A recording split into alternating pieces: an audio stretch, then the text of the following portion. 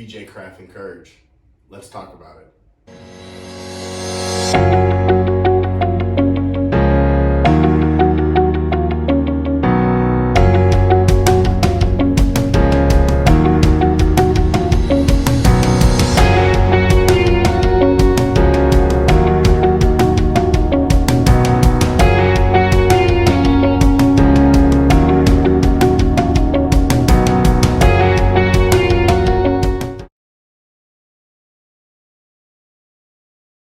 Hey guys, wanted to start off on the tail here and show you a couple things that me and Andrew have done differently on our Encourages that may be different from how the airplane comes out of the box. For the first part, we are running one of Mike's lightweight F3A tail wheels. I pretty much think this is the best tail wheel that you can get, and it's readily available here in the US. Also, we're running Futaba 9670s on the elevator. These servos are going to be car servos. They're plastic gear. They're substantially cheaper than actually a BLS 173 and seem to work really well. And like I said, they are plastic gear.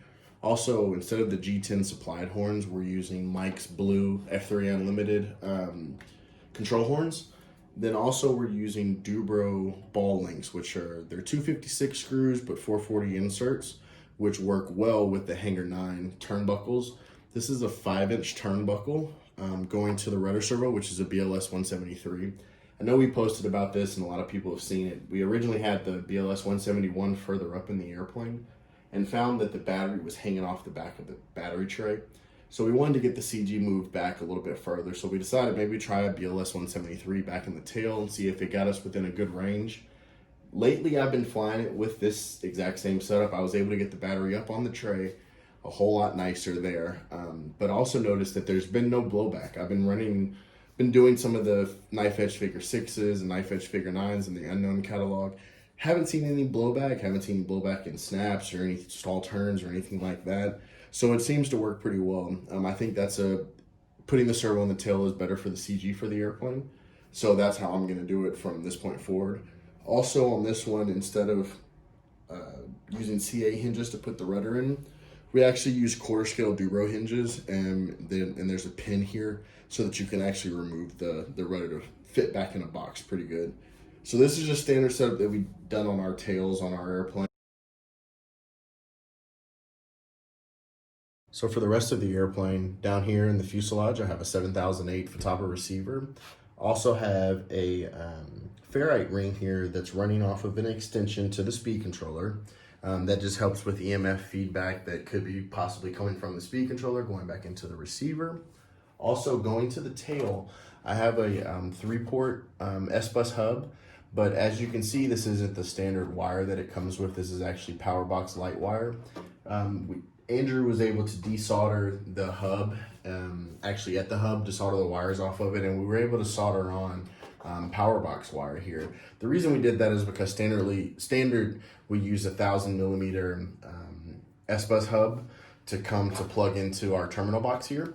But unfortunately, when I first put the airplane together, it only had 2 servos in the tail, so I just used a dual extension back there, and that length was a little bit longer than 1,000mm. So the hub was not going to work with everything placed where it is currently. So we just desoldered that one, desoldered the pins off of it, and actually put the Powerbox wire on there from the actual dual elevator extension. Seems to work out perfect. I probably got about 20 flights on it since we did that, and everything seems to be working great on there. I'm using a 6-port terminal box here, and also this is a dual Futaba extension. I use this because I can plug one in the top of the 6-port hub and one in the bottom. The bottom wings plug into this one, and the top wing plugs into the one down here at the bottom. That seems to help. It just makes things a little bit cleaner for me. Instead of having a whole bunch of wires coming off everywhere, just got the one hub for the top wing and the one hub for the bottom wing. Also, I just run 2S LiPo directly into the receiver. So this is actually just an extension with a micro Deans on the end of it. I mount my receiver pack here on this mount here. That way it's easy accessible from the actual, the canopy where you take it off, where the batteries go in, or the top hatch rather, not the canopy. Seems to work out great. This has just been the stock setup that I've flown on this one. I know that Andrew's is very similar. One trick that I got from Nick Maxwell is he actually uses this stuff down here called Dual Lock. on his antennas, and it actually makes it where you can actually press fit your antennas down into the grooves in it, and it looks and makes it super clean inside of the airplane. Continuing on with the front of the fuselage, my battery tray that I use in here is actually a 1/4 inch piece of Nomex that's sheeted on both sides with fiberglass cloth. It's something that we found was pretty light and actually rather strong. I was able to get the ladies at work to help lay that up for me, so it actually turned out pretty nice there. Also using the removable battery tray system with the U-hook in the front where the rod goes in, and then the latch in the back to hold the actual rod in the back down. Makes for a really rigid tray, and also makes it able to remove it if you need to move it around or if you decide that you don't like your tray where it is. Also running the Futaba MC9100A speed controller in there. I know a lot of people are used to it. By the way, these are now available at Futaba USA. I think there's still a few more in stock. I know a lot of guys bought them when they first came in, but they are now available here in the US again, and been working really good on this setup so far. So up next, guys, I want to talk about what I've done on my wings here. You can see that these boxes, the servo boxes for the Encourage, are actually rather large. BJ actually makes them for the Futaba 3176s, which is a mid-sized servo that actually when we put Andrew's airplane together, we actually used those on the aileron. I decided to go with the 9670s, just as the same as I had on the elevator. The setup here is not very much different. I have a laser cut mount that we made that slots into here and glues in place, and then the servo mounts to it. Running the Dubro ball links just the same as we were on the tail, and this is a 2.5-inch Hanger 9 turnbuckle, and then again Mike's F3A blue horns. Nothing too special there. This is just how we found that it's the easiest for us. I'm just using a standard 4-point horn there too. One thing I did want to talk about, and I'll link it right here in the notes, but Mike's horns do not come with screws, if I remember correctly. So I actually ordered these screws from McMaster-Carr, and they sit rather flush and nice in his horns. I'll link them in here so you guys can see what they are and see if you guys want to pick up some going forward in the future. Also, something else that I've done, and if I tilt the camera here just a little bit, BJ's stock setup comes with thicker kind of I think they're 2.5 millimeter thread, but a 2 millimeter socket wrench screw to hold the cabanes on. I actually again went on and got some tapered screws and countersunk washers from McMaster-Carr. They seem to work really good. I have these on the top and the bottom of the cabanes, and you can also see I have them on the main wing tie down as well. Something else to note here, we also BJ gives you a cutout for your exit holes.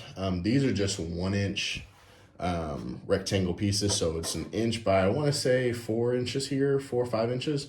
And then we just rounded the edges for the exit. It seems to work fine. This piece actually stays in there pretty good because it's got a little bit of a spine here, and works out rather nice. So I wanted to point out one thing that we've done differently on our Encourages. Andrew noticed this when he first flew his airplane, but these tip plates that BJ supplies actually come in full carbon. They're actually just a carbon sheet that he cuts. And when you get out and fly the airplane, I know a lot of people try to look for the wingtip when they're flying to know if they're straight and level or not.